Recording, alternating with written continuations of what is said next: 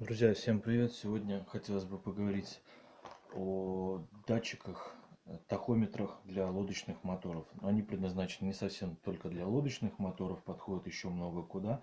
Но я заказывал его специально для лодочного мотора своего, чтобы я мог подобрать винт, определенные обороты. Плюс в будущем я хочу повысить лошадиные силы своего лодочного мотора. Это будет отдельное видео снято. Плюс он может считать моточасы. Это мой второй датчик. Первый я, конечно, неудачно установил. И при транспортировке после первой же рыбалки я его раздавил, и он пришел в негодность.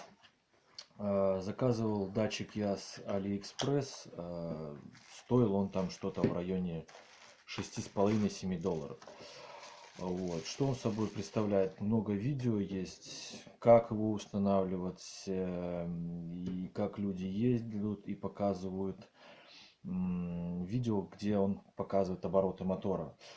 Я столкнулся с другой проблемой, что когда я выехал на рыбалку, установил этот датчик на лодочный мотор, то он мне показывал он мне показывал моточасы, обороты мотора, но эти обороты, даже на слух было слышно, что они не совпадали с показанием этого прибора.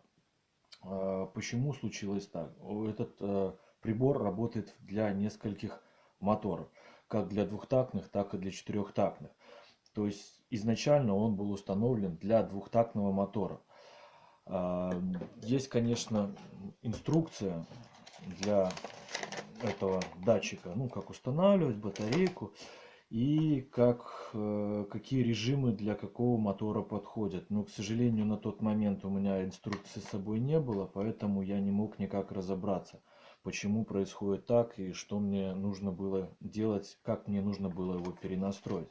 Залез в интернет и столкнулся с тем, что в основном все показывают, как их устанавливать, и у всех двухтактные моторы.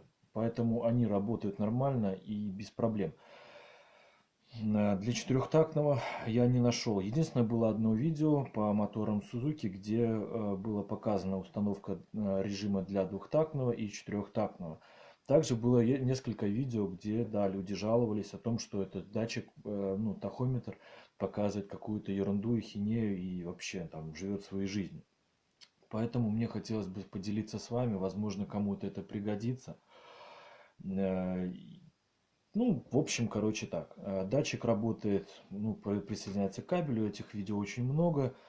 Когда мы начинаем заводить мотор, он сам автоматически начинает показывать обороты. Но на теперешний момент, вот мы его включаем, он показывает нули. Что у нас стоит? Первый режим, то есть для выбора режима зажимаем S1.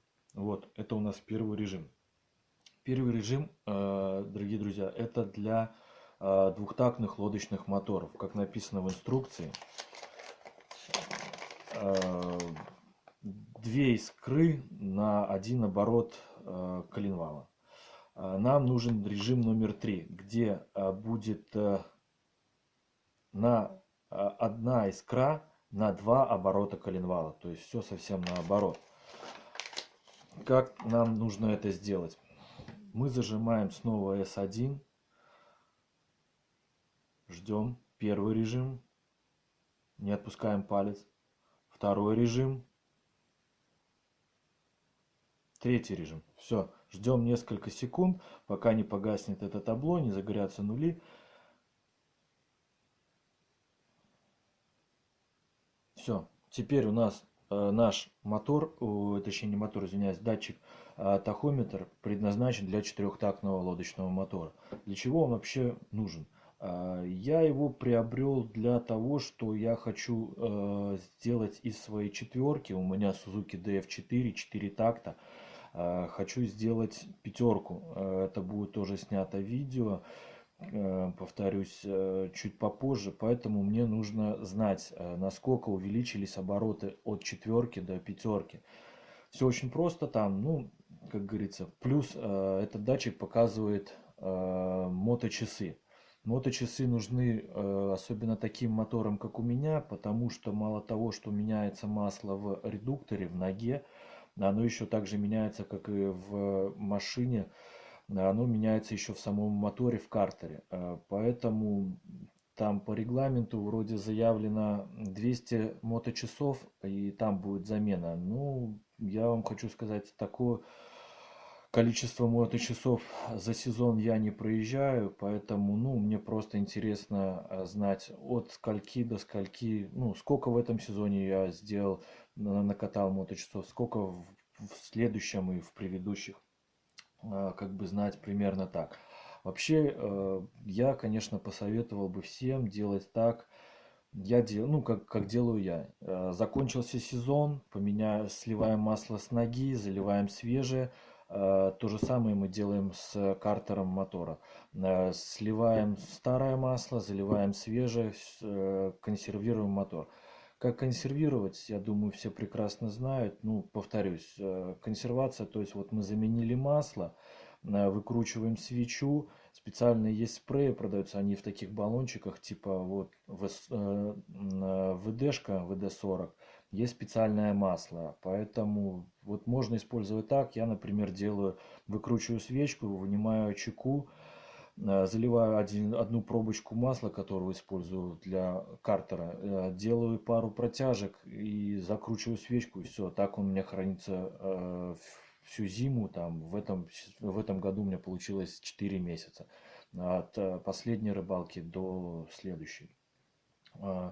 И протяжки нужны для того, чтобы масло равномерно разошлось по всему цилиндру. Если там где-то что-то, ну, вот так вот оно хранится.